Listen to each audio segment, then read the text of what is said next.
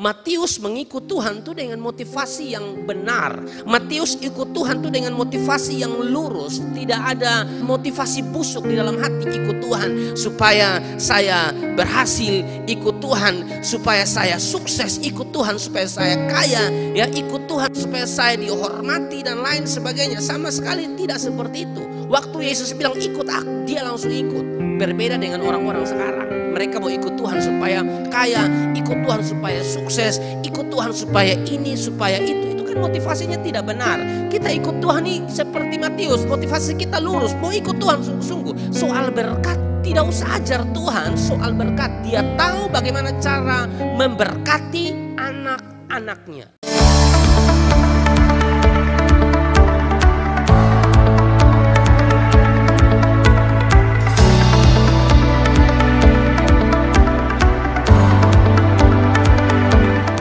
Setelah Yesus pergi dari situ, ia melihat seorang yang bernama Matius duduk di rumah cukai. Lalu ia berkata kepadanya, ikutlah aku. Maka berdirilah Matius lalu mengikut dia. Minggu kemarin kita sudah bahas berkaitan dengan motivasi, dan bagian firman Tuhan yang diangkat masih tetap sama di dalam Matius pasal yang ke-9 ayat 9. Saudara-saudara, sebetulnya ini bagian yang cukup panjang sampai ayat 13, tapi saya hanya ambil di ayat 9 karena ayat 9 inilah kita bisa dapatkan satu pelajaran berkaitan dengan tema kita, motivasi yang benar. Sekali lagi, adik-adik yang diberkati oleh Tuhan, kalau kita bicara tentang motivasi, saudara-saudara, maka motivasi adalah dorongan yang timbul dari dalam diri seseorang secara sadar atau tidak sadar untuk melakukan suatu tindakan dengan tujuan tertentu, ya, atau singkatnya motivasi adalah dorongan atau alasan seseorang untuk melakukan sesuatu, ya. Itu yang namanya motivasi. Dan kita tahu, saudara-saudara, kalau bicara tentang motivasi, tidak semua hal yang dilakukan itu berdiri di atas motivasi yang benar. Itu tidak semua.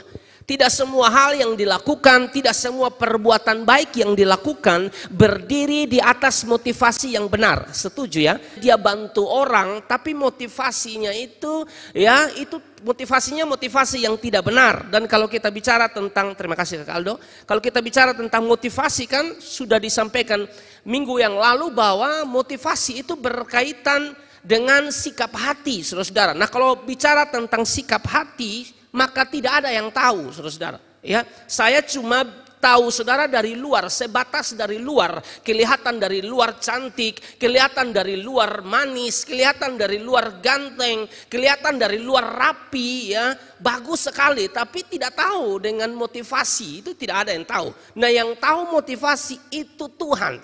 Hanya Tuhan yang tahu motivasi hati. Amin. Kita semua datang di sini ibadah, saya tidak tahu motivasi saudara apa. Ya, mungkin ada motivasi yang benar, ada motivasi yang mau dengar firman, ada motivasi yang memang rindu menyenangkan Tuhan, memuji Tuhan, tapi mungkin juga ada motivasi yang bengkok. Dan saya berharap saudara-saudara bahwa motivasi kita harus lurus, benar-benar cari Tuhan, saudara-saudara. Pakai tidak tahu, ya, teman dekat tidak tahu, sahabat dekatmu tidak tahu, tapi dengar, yang tahu itu Tuhan. Makanya saya sering bilang saudara-saudara bahwa tidak ada yang bisa disembunyikan dari Tuhan, tidak ada. Di mata Tuhan itu segala sesuatu seperti telanjang. Telanjang yang dimaksud maksudnya terbuka. Tidak ada yang bisa ditutupi di hadapan Tuhan. Ya, jadi sekali lagi bicara motivasi, suatu dorongan dari dalam diri untuk melakukan sesuatu. Tapi kita tidak tahu motivasi itu benar atau tidak. Yang tahu cuma saudara dan Tuhan. Saudara mau rahasia apa dengan Tuhan? Tidak bisa. Mazmur 44 ayat 21 mengatakan begini, masakan Allah tidak akan menyelidikinya karena ia mengetahui rahasia hati. Tidak ada yang bisa disembunyikan dari Tuhan, saudara-saudara, ya. Lalu Mazmur 139 ayat 1 dan ayat yang kedua. Mazmur 139 ayat 1 ayat yang kedua. Mazmur Daud, Tuhan, engkau menyelidiki dan mengenal aku. Ayat 2 dikatakan di situ, saudara-saudara, engkau mengetahui kalau aku duduk atau berdiri, engkau mengerti pikiranku dari jauh. Daud sedang menyampaikan bahwa Tuhan itu tahu isi hati, Tuhan tahu apa yang dilakukan oleh hambanya. Jadi saudara-saudara, jelas malam hari ini bahwa dari bagian ini bahwa kalau bicara tentang motivasi, maka yang tahu motivasi hati itu Tuhan, saudara-saudara. Tidak ada yang bisa disembunyikan dari Tuhan. Nah, saudara-saudara diberkati oleh Tuhan Yesus Kristus. Jadi waktu Yesus panggil Matius, saudara-saudara, tidak ada penundaan di sana, saudara-saudara. Dia langsung bangkit berdiri, saudara-saudara, lalu mengikuti dia. Dan kita tahu ya, kalau bicara tentang Matius atau Lewi, itu pekerjaannya tuh pemungut cukai. Jadi dia tuh mantan pemungut cukai, tapi dia rela tinggalkan pekerjaannya dan ikut Tuhan. Dan minggu yang lalu, saudara-saudara, saya sudah sampaikan kepada saudara di poin yang pertama bahwa Matius mengikut Tuhan itu dengan motivasi yang benar. Matius ikut Tuhan itu dengan motivasi yang lurus. Tidak ada motivasi busuk di dalam hati. Ikut Tuhan supaya saya berhasil, ikut Tuhan supaya saya sukses, ikut Tuhan supaya saya kaya, ya, ikut Tuhan supaya saya dihormati dan lain sebagainya. Sama sekali tidak seperti itu. Waktu Yesus bilang ikut aku, dia langsung ikut. Berbeda dengan orang-orang sekarang. Mereka mau ikut Tuhan supaya kaya, ikut Tuhan supaya sukses, ikut Tuhan supaya ini, supaya itu. Itu kan motivasinya tidak benar. Kita ikut Tuhan ini seperti Matius, motivasi kita lurus, mau ikut Tuhan sungguh-sungguh. Soal berkat, tidak usah ajar Tuhan soal berkat. Dia tahu bagaimana cara memberkati anak-anaknya. Amin. Yang kedua, motivasi benar dari Matius atau Lewi, saudara-saudara, ini terlihat dari Matius atau Lewi mengikut Tuhan dan dia meninggalkan segala sesuatu, ya. Lukas 5 ayat 27-28. Perhatikan.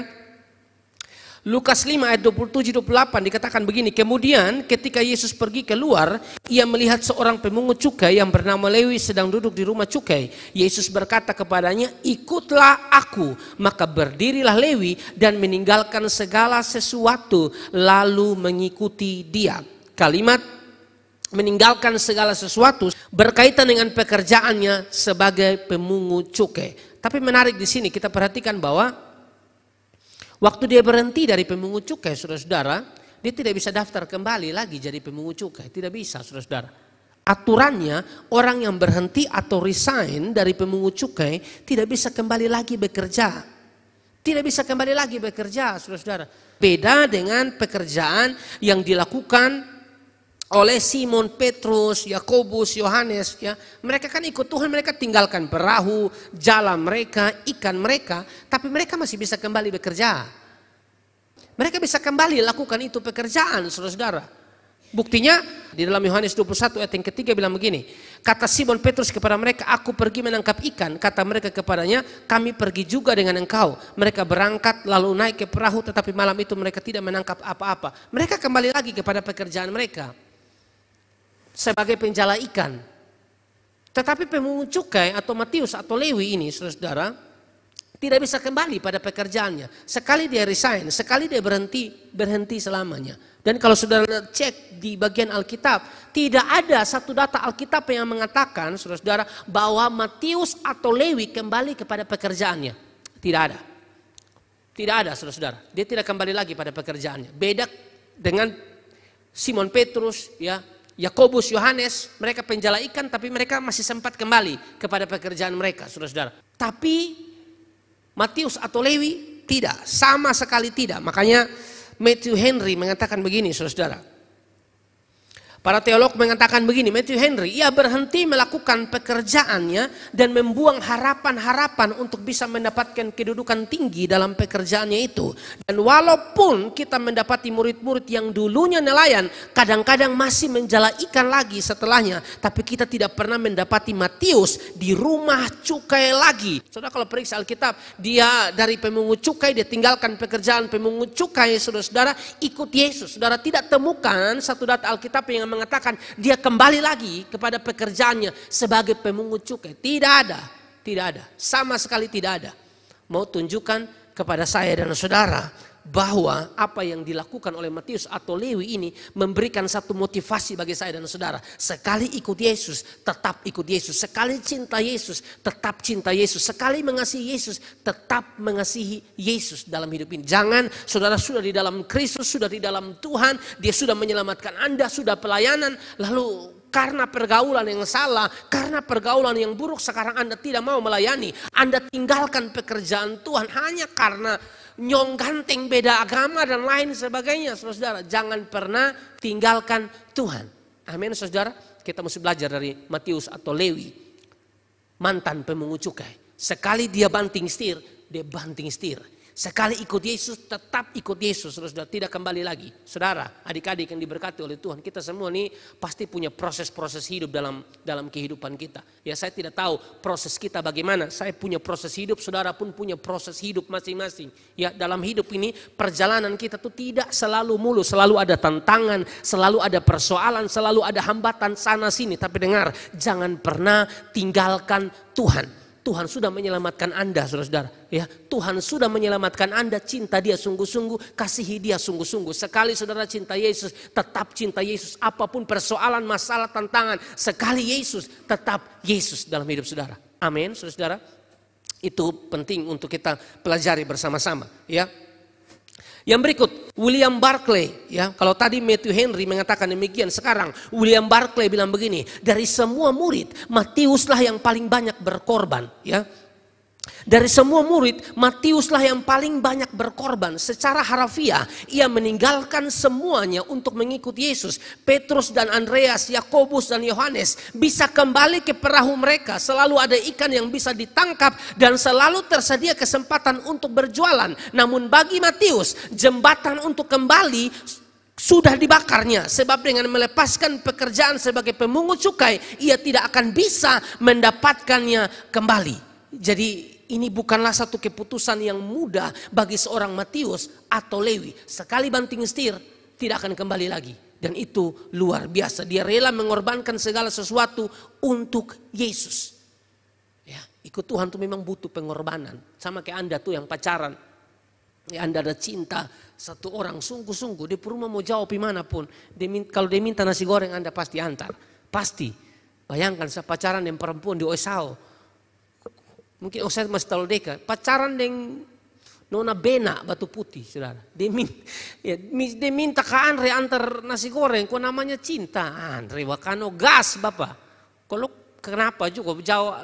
Ku disuruh doma dengan kunci. Lu mau dapat? Kok beliau hebat kerja oto. Aman sah. Ini demi cinta nah. Ini contoh. Ini cinta manusia kepada manusia. Saya kita habis-habisan. Apalagi untuk Tuhan. Amin. Kalau Tuhan saja habis-habisan di atas kayu salib untuk saya dan saudara. Apalagi kita harus habis-habisan buat Tuhan. Amin saudara. Cinta Tuhan sungguh-sungguh. Pernah saudara bayangkan waktu Yesus harus datang ke dalam dunia. Ya, dan kalau misalnya dia tidak berkomitmen untuk menolong kita, menebus kita. Dia datang, kan dia Tuhan, dia tahu saudara-saudara segala sesuatu yang akan terjadi. Dia tahu pastinya. Ya. Lalu dia harus lihat, dia dapat penghinaan, dapat cambukan, harus disalibkan. Lalu dia bilang, Bapak lebih balik kembali sah. Lebih balik sah, becan mau tebus dong. Bayangkan kalau dia tebus kita. Dia tidak tebus kita. Nah, mau jadi apa kita?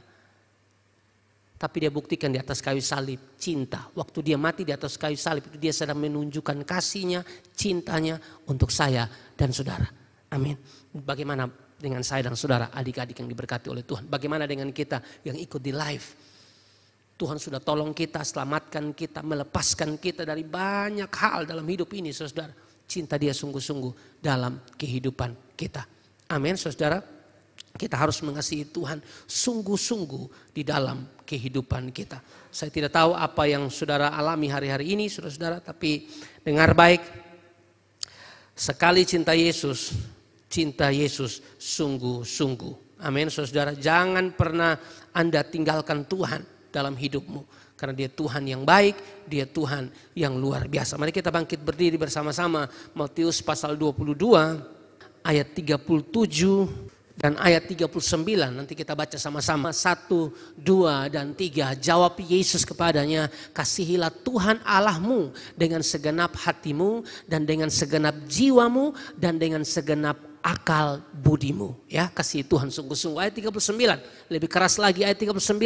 Dan hukum yang kedua yang sama dengan itu ialah kasihilah sesama manusia seperti dirimu sendiri. Kita mengasihi sesama kita itu merupakan manifestasi dari kasih kita kepada Allah. Kalau kita mengasihi Tuhan sungguh-sungguh, buktikan kasih kita, cinta kita dengan mengasihi sesama kita manusia. Amin, saudara. Berikan tepuk tangan yang meriah buat Tuhan. Saya selesai.